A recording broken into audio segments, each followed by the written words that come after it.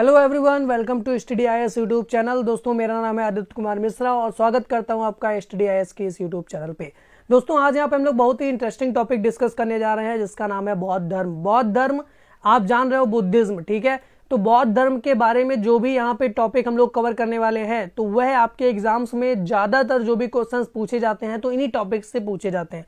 तो मेरी आपसे सबसे पहले एक विनती है, एक अनुरोध है कि प्लीज यार, अगर जो आप इस वीडियो को देख रहे हो तो सबसे पहले आप अपने हेडफोन्स लगा लो और उसके बाद आप जो है एक पेन और कॉपी प्लीज यहाँ पे आप जरूर रख लो, ताकि जो भी मैं यहाँ पे आपके साथ बातें शेयर करूं या जो भी मैं आपको यहाँ पे टॉपिक्स बताऊं या जो भी मैं आपके यहाँ पे पॉइंट्स क्लियर करूं तो प्लीज यार आपको वो पॉइंट्स क्लियर होने के बाद आप उसे जरूर लिखो ताकि वह आपके माइंड में एकदम से फिट बैठ जाए। तो मेरा नाम है आदित्य कुमार मिश्रा और मैं इस चैनल पे आपको पढ़ा रहा हूँ एंसेंट हिस्ट्री। देखिए, अगर जो इससे पहले हम लोग बात एक कर ले कि अगर जो आप अनअकैडमी का प्लस सब्सक्रिप्शन लेते हैं तो उसमें जो है एक कोड आप यूज करिएगा, स्टडी आईएएस। स्टडी आईएएस अगर जो आप कोड यूज करोगे तो आपको यहाँ पे बहुत ही अच्छा खासा एक्स्ट्रा डिस्काउंट मिलने वाला है।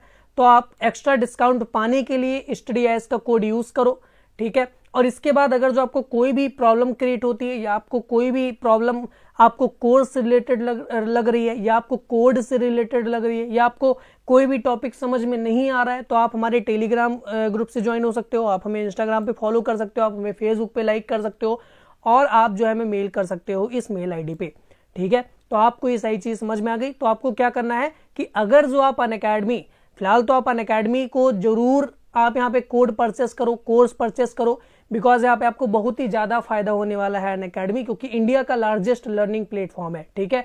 UPSC, IIT, bank, railway, SSC, UPPSC, state PSC, किसी भी एग्जाम की आप बात करो तो अनअकैडमी के प्लेटफॉर्म पे आपको मिल जाएगा। तो आप किसी भी एग्जाम में अगर जो आपको चाहिए एग्जाम के लिए कोर्स तो आप उसको परचेस करना चाह रहे हो तो आप हमारा कोड स्टडी आईएएस जरूर यूज करो, ठीक है। अब हम लोग यहाँ पे डिस्कस करते हैं गौतम बुद्ध के बारे में। तो सबसे पहले हम लोग गौतम बुद्ध के बारे में जान ले, आखिर में गौतम बुद्ध जी कौन थे। तो जो गौतम बुद्ध जी का पूरा नाम था वह था सिद्धार्थ गौतम बुद्ध, ठीक है।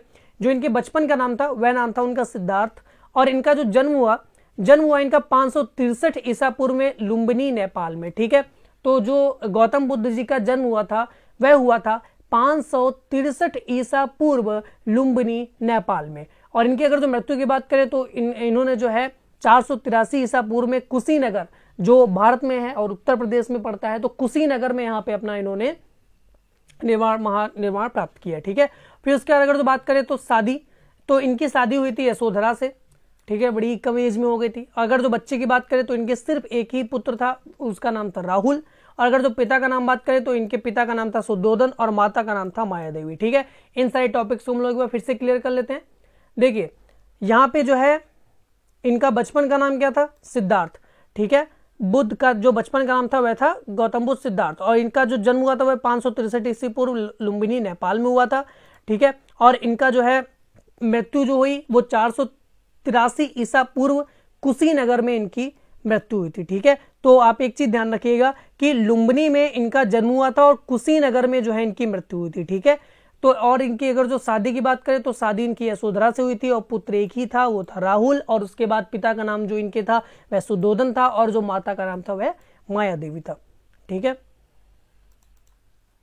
और अगर जो बात करें गौतम बुद्ध जी के बारे में तो जो इनके पिता थे वह सुद्धोधन एक शाक्य गढ़ के मुखिया थे, ठीक है। तो एक शाक्य, जो हम लोग आगे महाजनपद में इन सारी चीजों के बारे में पढ़ेंगे, लिच्छवी और शाक्य, ठीक है। तो ये जो है एक तरीके से गणराज्य हुआ करते थे, ठीक है। तो इन सारी चीजों के बारे में हम लोग जो है इसके बाद वाले जो चैप्टर्स हैं उनमें हम लोग पढ़ेंगे। बट अभी आप यही जानो कि जो सुद्धोधन थे वह शाक्यगढ़ के थे, ठीक है। जो सुद्धोधन थे वह शाक्यगढ़ के थे, यानी कि बुद्ध जो रिलेट करते थे वह शाक्य से ही रिलेट करते थे, ठीक है। तो आप इन सारी चीजों को ध्यान रखिएगा जरा, क्योंकि ये एक क्वेश्चन बन जाता है कि जो महावीर जी थे वह किससे रिलेट करते थे और जो गौतम बुद्ध जी थे वह किससे रिलेट करते थे, ठीक है। तो जो गौतम बुद्ध जी थे वह शाक्यगढ़ से यहाँ पे हम लोगों से संबंधित थे, ठीक है। और अगर जो बात करें तो गौतम गोत्र में जन्म लेने के कारण, यानी कि एक गौतम गोत्र होता है उसमें जन्म लेने के कारण जो है इनका नाम गौतम बुद्ध पड़ गया, ठीक है। तो ये बुद्ध तो बाद में कहलाए बट इनका नाम जो है वो गौतम पड़ गया, ठीक है। और अगर जो इनकी बात करें तो पिता सुद्धोधन जो थे वो एक राजा थे, और इनकी माता माया देवी कोली वंश की महिला थी। ठीक है, तो जो इनकी माता थी वह एक कोली वंश हुआ करता था उस टाइम पे। ठीक है, 563 ईसा पूर्व के आसपास। तो वहां पे जो है वो एक वहां की महिला थी। लेकिन बालक के जन्म देने के बाद 7 दिन बाद ही वह माया देवी की मृत्यु हो गई। ठीक है, तो मतलब कि 7 दिन के अंदर ही, मतलब कि जैसे ही गौतम बुद्ध जी का यहाँ पे जन्म हुआ उसके 7 दिन के बाद ही माया देवी जी की मृत्यु हो गई। तो बड़ी ही इनके साथ एक दुखद दुर्घटना घटी, जिसके बाद इनका जो लालन पालन था वह उनकी मौसी ने किया। ठीक है, तो यह एक बहुत ही इंपॉर्टेंट क्वेश्चन आ जाता है कि जब गौतम बुद्ध जी की माता की मृत्यु हो गई तो इनका जो है लालन पालन किसने किया? तो जो उनकी मौसी थी उन्होंने इनका जो है लालन पालन किया। और जो राजा की दूसरी पत्नी रानी गौतमी जो है, जो इनका बालक का नाम था, तो इन्होंने जो है वो सिद्धार्थ रख दिया। जो मतलब कि राजा जब उनकी पत्नी की डेथ हो गई, जो गौतम की रियल माता थी, जो गौतम बुद्ध की रियल माता थी, जब उनकी मृत्यु हो गई तो जो राजा थे यानी कि शुद्धोधन थे, उन्होंने क्या किया कि उन्होंने एक अपनी दूसरी शादी कर ली जिनका नाम था रानी गौतमी। ठीक है, और इस कारण उन्होंने जो है अपने बालक का नाम इन्होंने सिद्धार्थ रख दिया। ठीक है, तो पहले इनका गौतम था, उसके बाद इनका नाम सिद्धार्थ हो गया, इसलिए बचपन का नाम इनका जो है हम लोग सिद्धार्थ के नाम से जानते हैं। ठीक है, और सिद्धार्थ जो है बचपन से ही बहुत दयालु थे और बहुत ही करुणा वाले व्यक्ति थे। ठीक है, तो आप इन सारी चीजों को ध्यान रखिएगा, आपने कहानी भी सुनी हुई होगी। ठीक है, तो जो सिद्धार्थ जी थे वह बचपन से ही बहुत ही दयालु थे और बहुत ही करुणा दायक थे, यानी कि करुणा निधान थे। अगर जो बात करें तो जो सिद्धार्थ की शादी थी, जैसा कि मैंने आपको बताया, उनकी मात्र 16 साल में ही हो गई थी। ठीक है, तो जो सिद्धार्थ जी की शादी थी वह मात्र 16 साल की उम्र में हो गई। और इसके बाद जो है इनकी शादी जो हुई थी वो राजकुमारी यशोधरा के साथ हुई थी। ठीक है, जो मैंने आपको आगे डिस्कस कर लिया है। और इनकी शादी जो है इसके बाद जो है इनकी जब शादी हुई तो इसके बाद एक बालक का जन्म हुआ जिसका नाम राहुल रखा गया। ठीक है, जिनका नाम राहुल रखा गया। लेकिन उनका मन घर और मोह माया की दुनिया से में नहीं लगा और वह घर परिवार को त्याग कर जंगल में चले गए।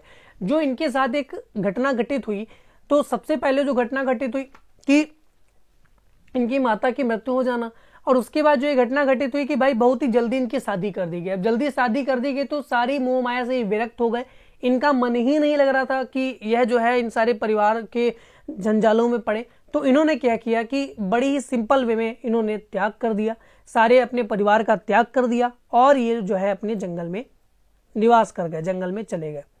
ठीक है, अब हम लोग यहाँ पे डिस्कस करते हैं बौद्ध धर्म के बारे में। ठीक है, गौतम बुद्ध के बारे में हम लोगों ने डिस्कस कर लिया है, अब हम लोग यहाँ पे डिस्कस करेंगे बौद्ध धर्म के बारे में। अगर जो बात करें तो ईसाई और इस्लाम धर्म के बाद जो एक धर्म बचता है वह बौद्ध धर्म, दुनिया का तीसरा सबसे बड़ा धर्म है। ठीक है, तो आप एक चीज ध्यान रखिएगा, जो ईसाई और इस्लाम धर्म है उसके बाद तीसरा सबसे बड़ा जो धर्म है वह है बौद्ध धर्म। ठीक है, तो जो बौद्ध धर्म है वह सबसे बड़ा तीसरा धर्म है। ठीक है, तो आप एक चीज फिर से ध्यान रख लो, आप इस चीज को लिख लो। ठीक है, मेरी रिक्वेस्ट है, बौद्ध धर्म दुनिया का तीसरा सबसे बड़ा धर्म है। ठीक है, तो आप ये चीज आप जान गए ना।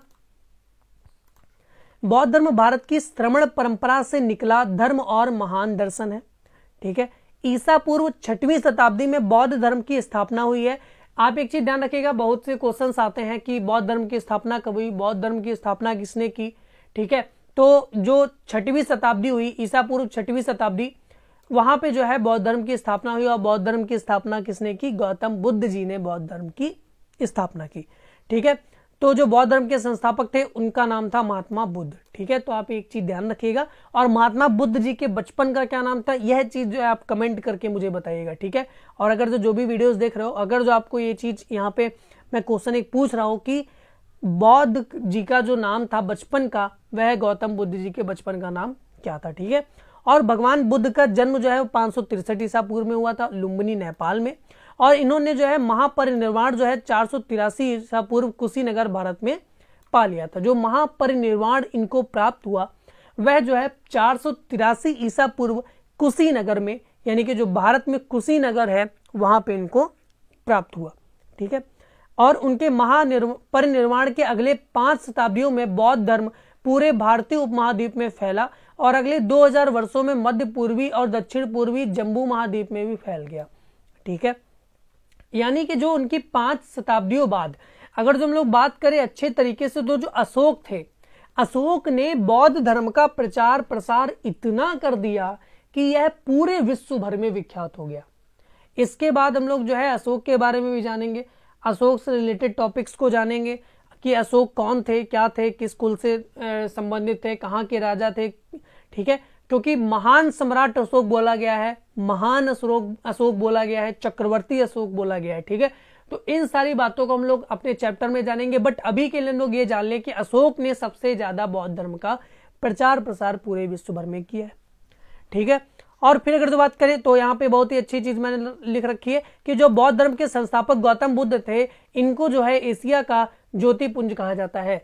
बहुत ही एक इंपॉर्टेंट चीज यहाँ पे है, लाइट ऑफ एशिया किसको कहा जाता है? Light of Asia Gautam Buddha ji को कहा जाता है। जो एशिया का ज्योतिपुंज है, लाइट ऑफ एशिया ज्योतिपुंज, किसको कहा जाता है? बौद्ध धर्म के संस्थापक गौतम बुद्ध जी को एशिया का ज्योतिपुंज कहा जाता है। मेरी आपसे फिर से रिक्वेस्ट है कि आप इसको लिख लो। अगर जो बात करें दो शब्दों में, अगर जो बौद्ध धर्म को व्यक्त किया जाए तो उसको बोलते हैं अभ्यास और जागृति।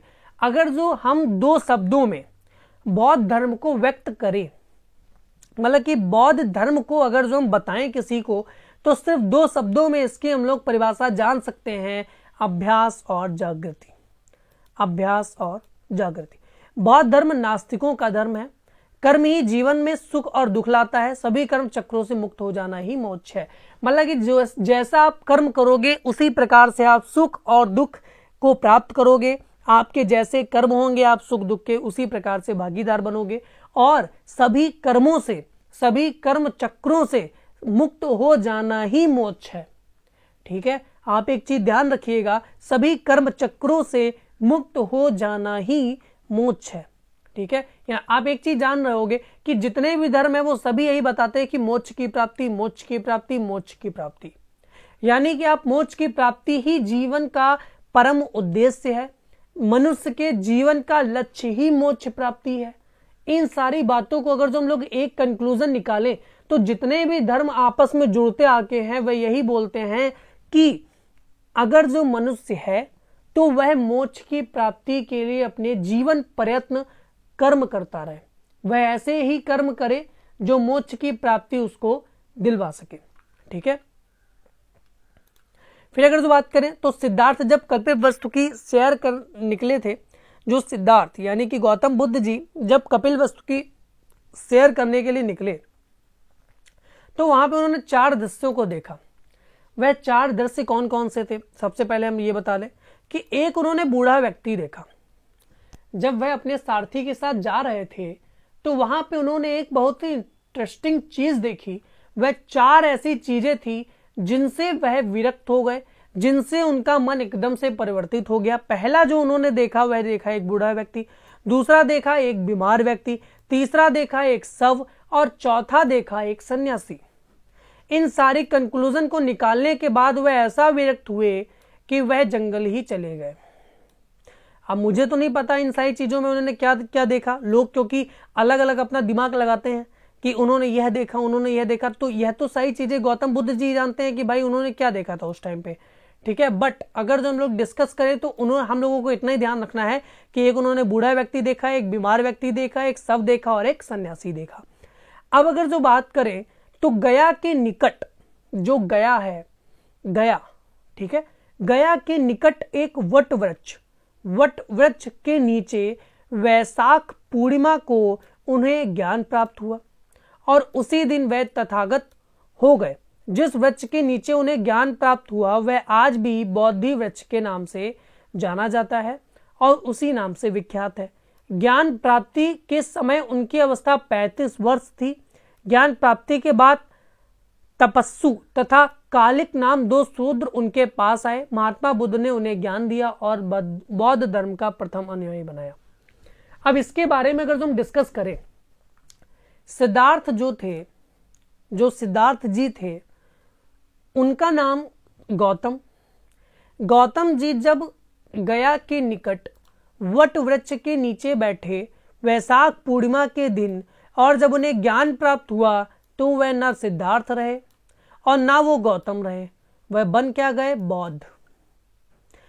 जब सिद्धार्थ जी ने तपस्या की वट वृक्ष के नीचे वैशाख पूर्णिमा के दिन उन्हें ज्ञान प्राप्त हुआ तो वह बौद्ध कहलाए।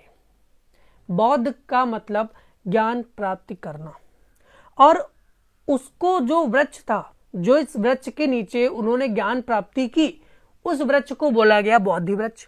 और जब उन्होंने तपस्या अपनी पूर्ण कर ली, उनके पास 2 युवक आए, 2 शूद्र युवक आए, जिनका नाम तपस्सु और एक कालिक।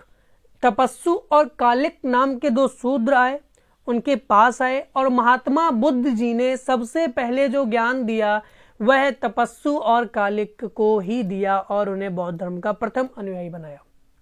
आप एक चीज ध्यान रखिएगा, बहुत ही इंपॉर्टेंट है कि बुद्ध जी ने सबसे पहले अपने कितने लोगों को जो है अपना अनुयायी बनाया। सबसे प्रथम कितने लोगों को अनुयायी बनाया? तो 2 लोगों को। उनके नाम क्या थे? तपस्सु और कालिक। तपस्सु और कालिक, आप इस चीज को प्लीज लिख लो। तपस्सु और कालिक 2 ये जो है प्रथम अनुयायी बनाए थे।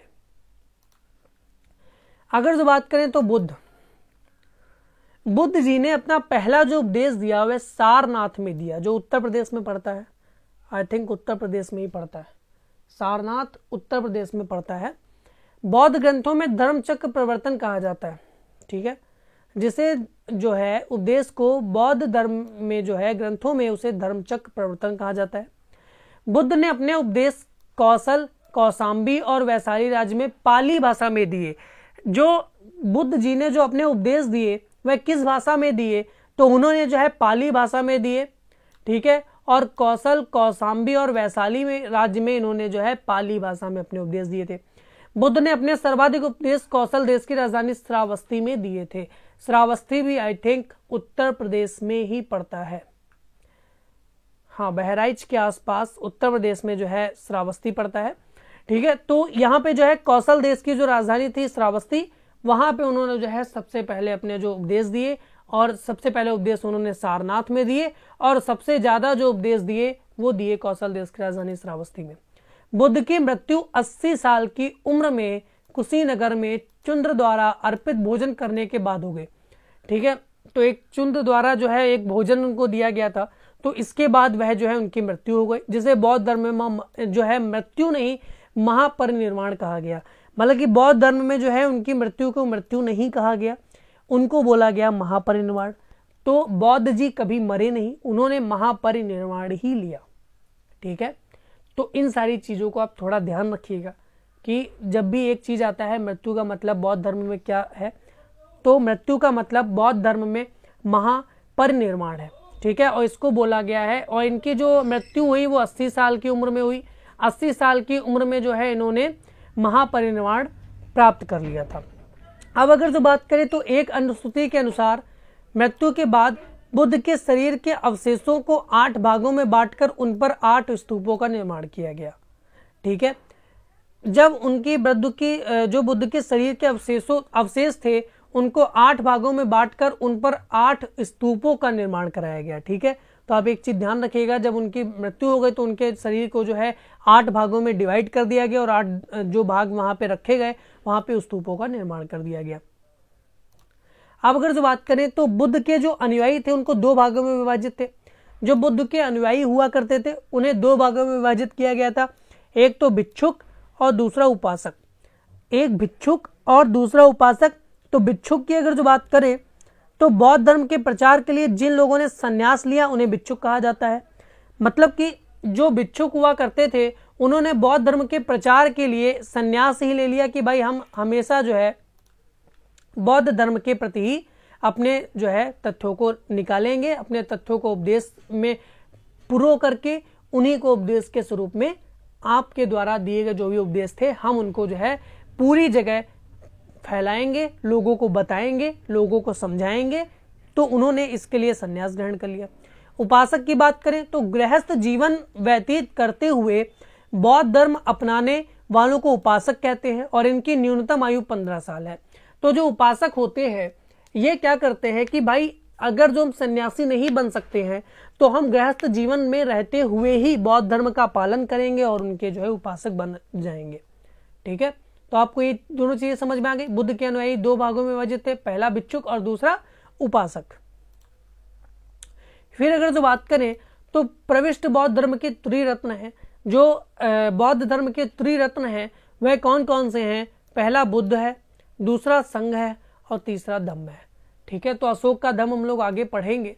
ठीक है, जो नेक्स्ट चैप्टर्स हैं उसमें हम लोग अशोक के धम्म के बारे में भी पढ़ेंगे। बहुत ही इंपॉर्टेंट है यूपीएससी के पॉइंट ऑफ व्यू से, बहुत ही बार क्वेश्चन आया हुआ है, मेंस में आया हुआ है, प्री में इससे रिलेटेड क्वेश्चंस आए हुए हैं। बौद्ध धर्म से रिलेटेड तो प्री में बहुत से क्वेश्चंस आए हुए हैं, बट अगर जो बात करें मेंस की, तो मेंस में धम्म, अशोक का धम्म के बारे में चर्चा कीजिए, यह क्वेश्चन बहुत बार पूछा गया है। तो त्रिरत्न कौन कौन से थे? बुद्ध थे, संघ थे और धम्म था। फिर अगर जो बात करें तो चतुर्थ बौद्ध संगति के बाद बौद्ध धर्म दो भागों में विभाजित हो गया। जो चार बौद्ध धर्म की संगति हुई, प्रथम संगति कहां हुई थी? राजगृह में। किसके शासन काल में हुई थी? अजात शत्रु के शासन काल में हुई थी। ठीक है, मैं आपको पहली बौद्ध संगति के बारे में बता दूं कि जो पहली बौद्ध संगति हुई वह अजात शत्रु। ठीक है, इसके बाद ही, इसके 2-3 चैप्टर के बाद ही हम लोग इसको जानेंगे अजात शत्रु के बारे में, जो मगध साम्राज्य के उसमें आता था हरेंग काल में। ठीक है, इसके बारे में हम लोग आगे डिस्कस करेंगे, अभी हम लोग डिस्कस करके क्या फायदा है। ठीक है, बट अभी आप जो है इतना ही जानो कि जो बौद्ध धर्म की प्रथम संगति हुई वह हुई थी कहाँ? राजगृह में। फिर अगर तो बात करें चतुर्थ बौद्ध संगति की, जिसे अंतिम बौद्ध संगति भी माना जाता है, का आयोजन कुषाण सम्राट कनिष्क के शासनकाल लगभग 120 से 144 ईस्वी में हुई और यह संगति कश्मीर के कुंडल वन में आयोजित की गई थी। तो जो चतुर्थ बौद्ध संगति हुई वह सम्राट जो कुषाण हुए करते थे, कनिष्क, ठीक है, कुषाण सम्राट कनिष्क के कुंडल वन में आयोजित की गई थी। ठीक है, तो आप इस चीज को थोड़ा ध्यान रखिएगा कि 4 ही संगतियां हुई हैं। ठीक है, और जो पहली संगति हुई वो राजगृह में हुई और जो दूसरी संगति हुई वह जो चतुर्थ संगति हुई वो कुंडल वन में हुई। ठीक है, और जो यहाँ पे दो बौद्ध धर्म जो भागों में विभाजित हुआ वह भाग कौन कौन से थे? तो पहला तो हीनयान और दूसरा महायान। यानी कि अब आप एक चीज ऐसे समझो कि बौद्ध धर्म पहले एक ही धर्म था, पहले उसमें कोई शाखाएं नहीं थी, बट जैसे जैसे जैसे जैसे उसमें परिवर्तन होता गया वह आखिरकार 2 भागों में बट गया। अब हीनयान किसे कहते हैं? यह मार्ग केवल भिक्षुओं के लिए था। भिक्षुओं के बारे में हम लोगों ने यहाँ पे डिस्कस किया हुआ था, भिक्षु आप समझो। ठीक है, भिक्षु के बारे में हम लोगों ने यहाँ पे डिस्कस किया हुआ था। जो बौद्ध धर्म के प्रचार के लिए जो लोगों ने संन्यास ग्रहण कर लिया उन्हें भिक्षु कहा गया, और यही भिक्षुओं के लिए जो है हीनयान ओपन था कि भाई आप आओ भिक्षु, अगर जो आप हीनयान में आ सकते हो। और ये लोग परिवर्तन तथा सुधार के विरोधी थे, मतलब कि ये लोग ऐसा मानते थे कि कुछ ना परिवर्तन हो ना किसी चीज में सुधार हो, ये जो चीज है ये ऐसे ही चलती रहे। ठीक है, जो यह चीज है ये ऐसी ही हमेशा चलती रहे। महायान की अगर जो बात करें तो महायान शाखा के लोग नवीनतावादी, समय के साथ परिवर्तन को स्वीकार करने वाले विचारधारा के थे। जो महायान के लोग थे वह लोग क्या चाहते थे कि भाई जो परिवर्तन आप चाहते हो समय को देखते हुए परिवर्तन आप करो, तो फिर तो ठीक है। अब आप समय की देख रहे हो कि भाई ये चीज यहाँ पे परिवर्तन करने वाली है, तब भी आप परिवर्तन नहीं कर रहे हो, तो इसलिए क्या किया गया कि एक हीनयान हो गया और दूसरा महायान हो गया। फिर अगर जो बात करें तो बुद्ध ने सांसारिक दुखों के संबंध में 4 आर्य सत्यों का उपदेश दिया। जो बुद्ध जी ने जो एक अपने 4 आर्य सत्यों को बताया कि वो 4 आर्य सत्य कौन कौन से हैं? दुख, दुख समुदाय, दुख निरोध या दुख निरोधगामिनी प्रतिपदा। जो उन्होंने 4 आर्य सत्य दिए वह कौन कौन से थे? दुख, दुख समुदाय, दुख निरोध और दुख निरोधगामिनी प्रतिपदा। ठीक है, आप ये 4 आर्य सत्य ध्यान रखिएगा, थोड़ा बहुत ही ज्यादा इंपॉर्टेंट होता है। आप चाहो तो इसका स्क्रीनशॉट ले लो या आप चाहो तो इसको जो है लिख लीजिए। ठीक है, दुख, दुख समुदाय, दुख निरोध और दुख निरोधगामिनी प्रतिपदा। फिर अगर जो बात करें तो सांसारिक दुखों से मुक्ति के लिए बुद्ध ने अष्टांगिक मार्ग की बात कही। अब आप ऐसे समझो कि आपने यह तो बता दिया कि लोगों को मोक्ष की प्राप्ति के लिए ऐसे ऐसे कर्म करने चाहिए, और मोक्ष की प्राप्ति अगर जो चाहिए, आपको मुक्ति चाहिए, सांसारिक दुखों से अगर जो आपको मुक्ति चाहिए, मोक्ष प्राप्त होना चाहिए, तो आप करो क्या भाई? आपने यह तो सारी चीजें बता दी कि भाई लोगों को सांसारिक दुखों से निवृत्त होना चाहिए, लोगों को मोक्ष की प्राप्ति के लिए, मुक्ति प्राप्ति करने के लिए आगे बढ़ना चाहिए, लेकिन यार ये मुक्ति मिलेगी कैसे? मोक्ष प्राप्त कैसे होगा? इन्होंने एक बहुत ही अच्छी चीज बता दी कि ठीक है, आप सही कहते हो, हम यहाँ पे आपके लिए अष्टांगिक मार्ग बना देते हैं। आप इन सारी चीजों को फॉलो कर लो, आप आराम से मुक्ति को प्राप्त कर जाओगे, आप सारे दुखों से मुक्ति पा जाओगे, आप मोक्ष की प्राप्ति कर लोगे। तो मोक्ष की प्राप्ति के लिए उन्होंने जो अष्टांगिक मार्ग बताए, जो सांसारिक दुखों की मुक्ति के लिए उन्होंने अष्टांगिक मार्ग बताए, वह कौन कौन से थे? पहला सम्यक दृष्टि, सम्यक संकल्प, सम्यक वाणी, सम्यक कर्मांत, सम्यक आजीव, सम्यक व्यायाम, सम्यक स्मृति और सम्यक समाधि। ठीक है, सभी में सम्यक लिखा हुआ है। सम्यक आप याद रखो, दृष्टि, संकल्प, वाणी, कर्मांत, आजीव, व्यायाम, स्मृति और समाधि। ठीक है, तो आप इन सारी चीजों को थोड़ा ध्यान रखिएगा। जो अष्टांगिक मार्ग है, सम्यक दृष्टि, सम्यक संकल्प, सम्यक वाणी, सम्यक कर्मांत, सम्यक आजीव, सम्यक व्यायाम, सम्यक स्मृति, सम्यक समाधि। ठीक है, तो यह जो है अष्टांगिक मार्ग है आपके। इन सारी चीजों को आप ध्यान रखिएगा थोड़ा। फिर अगर जो बात करें तो बुद्ध ने निर्वाण प्राप्ति के लिए 10 चीजों पर जोर दिया। जो इन्होंने एक तो चीज बता दी कि भाई अगर जो आपको सांसारिक दुखों से निवृत्ति पानी है तो आप इन जो अष्टांगिक मार्ग मैंने आपको बताए हैं आप इन्हें फॉलो करो। फिर अगर जो आपको निर्वाण की प्राप्ति करनी है तो आप जो है इन 10 चीजों पे जोर दे दो, आपको निर्वाण की प्राप्ति हो जाएगी। अब आप ऐसे समझो, अगर जो आप सांसारिक दुखों से मुक्ति ही पा गए तो आप निर्वाण प्राप्त करने की आपको क्या जरूरत पड़ेगी? ठीक है, बट अगर जो किसी को निर्वाण की ही प्राप्ति करनी है तो आप अहिंसा जो है, सत्य बोलो, चोरी ना करो, किसी भी प्रकार की संपत्ति मत रखो, शराब का सेवन मत करो, असम में भोजन ना करो, सुखद बिस्तर पर मत सो, धन संचय ना करो, महिलाओं से दूर रहो, नृत्य गान आदि से दूर रहो। अब आप एक चीज अपने में यह चीज देखो। ठीक है, आप इन सारे पॉइंट्स को अपने अंदर देखो। क्या आप निर्वाण प्राप्ति के लायक हो? क्या आप निर्वाण प्राप्ति कर सकते हो? आप अहिंसा, सत्य, चोरी ना करना, किसी भी प्रकार की संपत्ति ना रखना, शराब का सेवन ना करना, असमय भोजन ना करना, सुखद बिस्तर पर ना सोना, धन संचय ना करना, महिलाओं से दूर रहना, नृत्य गान आदि से दूर रहना। ठीक है, इन सारी चीजों को आप देखो। अब हम लोग यहाँ पे फिर से शुरुआत में चलते हैं और सारी चीजों को डिस्कस कर लेते हैं। तो हम लोग पढ़ रहे हैं बौद्ध धर्म और नाम है आदित्य कुमार मिश्रा, आप जान गए होंगे। गौतम बुद्ध जन्म कब हुआ? ठीक है, 563 ईसा पूर्व, लुम्बिनी नेपाल में। नाम इनका क्या था? सिद्धार्थ गौतम बुद्ध। मृत्यु कब हुई? 483 ईसा पूर्व, कुशीनगर भारत में। ठीक है, और शादी किससे हुई? यशोधरा से। बच्चे कितने हुए? राहुल, एक ही हुआ। पिता का नाम शुद्धोधन, माता का नाम माया देवी। ठीक है, फिर अगर जो बात करें, हाँ STDIS कोड आप जो यूज करिएगा। गौतम बुद्ध की बात करें तो इनके पिता का नाम शुद्धोधन, जो साकेगढ़ के मुखिया थे। ठीक है, गौतम गोत्र में जन्म लेने के कारण इनको जो है गौतम बुद्ध कहा जाने लगा। इनकी माता जो है वो कोली वंश की महिला थी और इन्होंने जो है बालक को जन्म देने के बाद 7 दिन में ही इनकी मृत्यु हो गई। और इनके बाद जो है इसका लालन पोषण किसने किया? मौसी की, जो गौतम बुद्ध जी की मौसी थी, उन्होंने इनका लालन पालन किया। अगर तो बात करें तो जो राजा थे उन्होंने दूसरी शादी कर ली रानी गौतमी के साथ और इनका नाम उन्होंने क्या रख दिया? सिद्धार्थ रख दिया। सिद्धार्थ की जो शादी थी वो मात्र 16 साल की उम्र में हो गई और राजकुमारी यशोधरा के साथ इनकी शादी हो गई। इसके बाद इन्होंने जो है अपने बेटे का नाम राहुल रखा और इन्होंने मोहमाया के त्याग कर पूरे जंगल में अपने आप को समर्पित कर दिया। बौद्ध धर्म की अगर जो बात करें, ईसाई और इस्लाम धर्म के बाद जो है तीसरा सबसे बड़ा धर्म है। बौद्ध धर्म भारत की श्रमण परंपरा से निकला हुआ धर्म है। 6वीं शताब्दी में इसकी जो है स्थापना हुई और इसकी स्थापना किसने की? संस्थापक महात्मा बुद्ध जी ने। 483 ईसा पूर्व में जो है महानिर्वाण प्राप्त किया इन्होंने, महापरिनिर्वाण, और लुम्बिनी नेपाल में इन्होंने ये चीज यहाँ पे प्राप्त की। ठीक है, और 5 शताब्दियों के बाद जो है बौद्ध धर्म ज्यादा ही प्रचलित हो गया। बौद्ध धर्म के संस्थापक गौतम बुद्ध को एशिया के पुंज कहा जाता है, लाइट ऑफ एशिया कहा जाता है। 2 शब्दों में अगर जो बौद्ध धर्म की बात करें तो अभ्यास और जागृति ही इसका जो है परिभाषा है। फिर अगर जो बात करें तो कपिल वस्तु की सैर करते समय इनको जो है 4 चीजें दिखी। बूढ़ा व्यक्ति दिखा, बीमार व्यक्ति दिखा, शव दिखा, एक सन्यासी दिखा। ठीक है, और इन्होंने जो है एक वट वृक्ष था गया के निकट, ठीक है, वहां पे उन्होंने जो है अपने वैशाख पूर्णिमा के दिन जो है उन्हें ज्ञान प्राप्त हुआ, तब से वह बौद्ध कहलाने लगे। और तपस्सु और कालिक नाम के 2 शूद्र थे जिनको उन्होंने सबसे पहले बौद्ध धर्म का अनुयायी बनाया। बुद्ध के बारे में अगर डिस्कस करें तो उन्होंने सबसे पहला उपदेश अपना सारनाथ में दिया और इसको जो है धर्मचक्र प्रवर्तन कहा गया। सबसे ज्यादा इन्होंने उपदेश जो है कौशल देश की राजधानी श्रावस्ती में दिए और इन्होंने पाली भाषा में ये उपदेशों को दिया।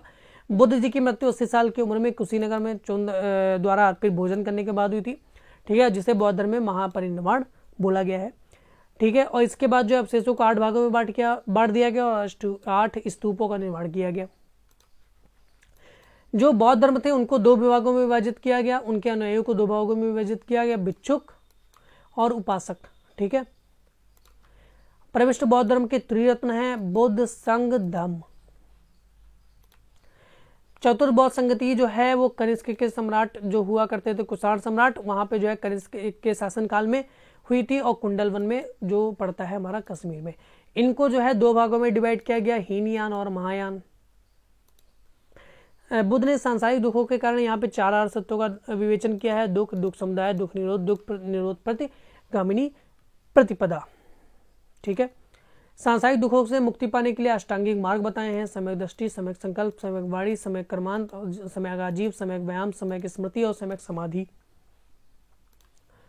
बुद्ध ने निर्वाण प्राप्ति के लिए 10 चीजों पर जोर दिया था। महिलाओं से दूर रहो, नृत्यगान से दूर रहो, अहिंसा, सत्य, चोरी ना करो, कभी किसी प्रकार की संपत्ति ना रखो, शराब का सेवन मत करो, असमय भोजन मत करो, सुखद बिस्तर पर ना सो, धन संचय मत करो।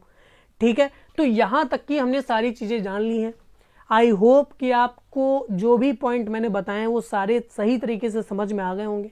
आपको कोई भी यहाँ पे पॉइंट अगर जो नहीं समझ में आया तो उसके लिए मैं क्षमा चाहता हूँ, क्योंकि मैंने यहाँ पे अपनी पूरी कोशिश कर दी कि आपको सारे पॉइंट्स क्लियर हो।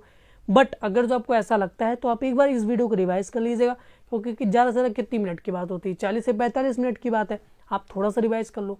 ठीक है। और इससे नोट्स आप जो बना लो। और हाँ, एक और जरूरी यहाँ